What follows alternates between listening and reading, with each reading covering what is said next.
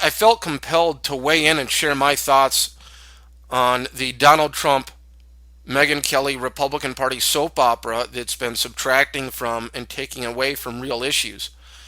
And I do so because I believe I have a unique perspective based upon past experience that I can share with people. I'll tell you at the outset, it looks to me like this is a deception within a deception within a deception, i.e., Donald Trump's candidacy, his campaign, looks like a deception within a deception within a deception. Now, I say that because back in the year 2000, I worked on Pat Buchanan's campaign, i.e., his Minnesota State Steering Committee. And I had a chance to meet a lot of wonderful people, including a lady who is once upon a time the vice chair of the Minnesota Republican Party, who is also on Pat Buchanan's Minnesota State Steering Committee. Now, some of you may not be aware of this, but Pat Buchanan actually left the Republican Party in the year 2000 and switched to the Reform Party. Now, there were three candidates that I was looking at, that I was considering. One was, of course, Pat Buchanan, obviously. The other two were Harry Brown of the Libertarian Party and Howard Phillips of the Constitution Party. And the reason that I decided to support Pat Buchanan is because after sitting down and looking at those three candidates, all three of whom had many overlapping positions, although I recognize that Pat Buchanan was certainly not the libertarian purist that is Harry Brown or even Howard Phillips for that matter, that overall in abstract, being in favor of a non-interventionist foreign policy, and supporting free markets, at least nominally, that he would have at least brought us in the right direction. That he would not have done to the country what Bush did to the country. He would not have grown the size of government the way Bush did. He actually would have, brought us in the right direction, shrinking the size of government, and he would have gotten us involved in all these wars. So he would have brought us in the right direction. Between those three, i.e., Pat Buchanan, Harry Brown, and Howard Phillips, that Pat Buchanan probably had the best chance to actually win the White House. And so that's why I supported Pat Buchanan. Well, just to let you know, Donald Trump actually entertained the idea of running for president in the Reform Party after Pat Buchanan had already switched to the Reform Party.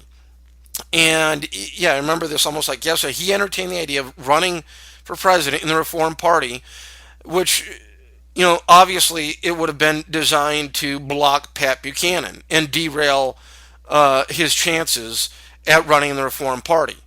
So here you had Pat Buchanan, who is much more the outsider than was Donald Trump, running for president in the Reform Party, and Donald Trump comes in and starts talking about how starts threatening to run for president in the Reform Party as well to stop Pat Buchanan. Now, why he decided not to, I don't know.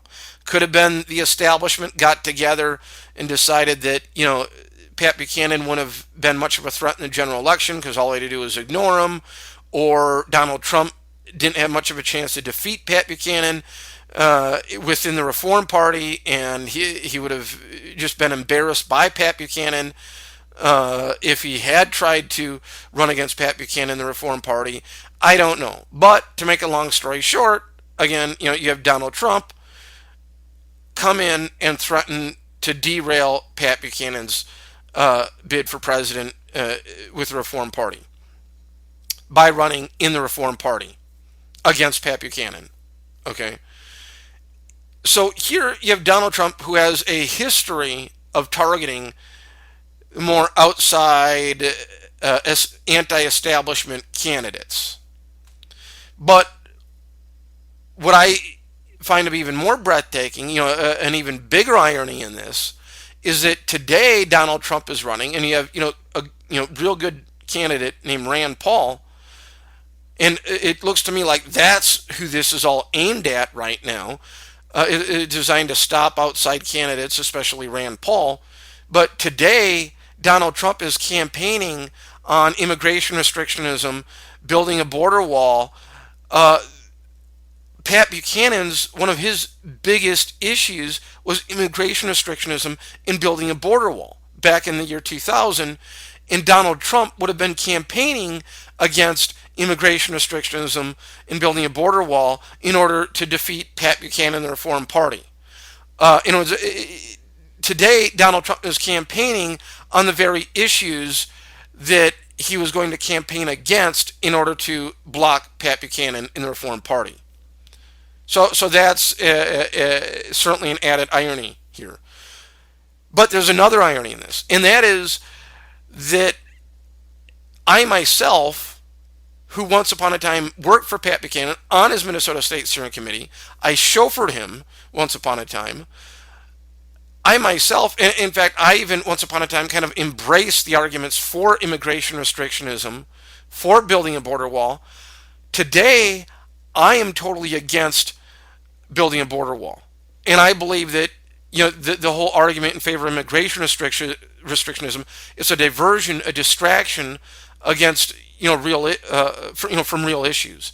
It distracts us from dealing with real issues. It diverts us from dealing with real issues.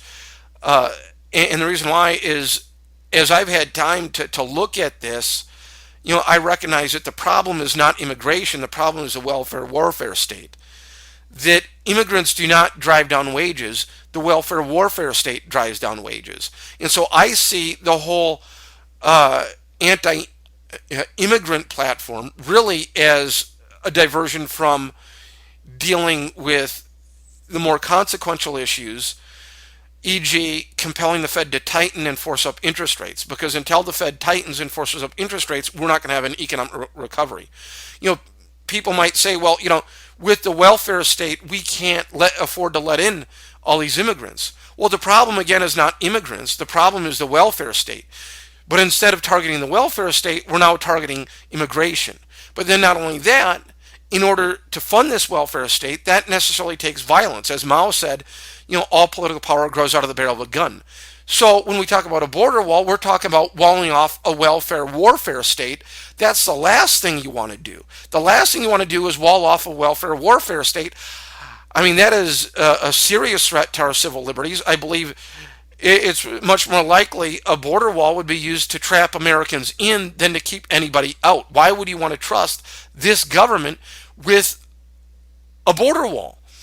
So I'm looking at this now that Donald Trump is now using these, fraudulent wedge issues, to try to, hijack the Republican Party nomination.